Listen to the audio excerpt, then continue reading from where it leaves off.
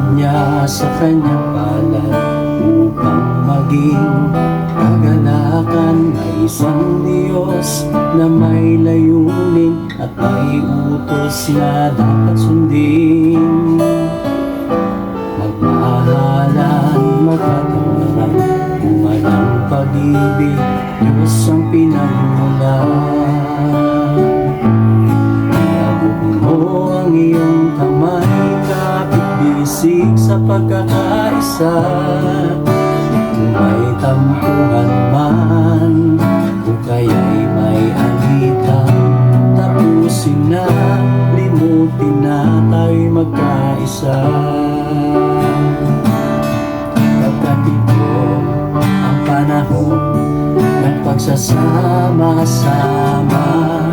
Sino ka man, saan ka man, di na ito mahalaga. Iabot mo ang iyong kamay, kapit-bisig sa pagkakaisa. Kung may tampuhan man, o kaya'y may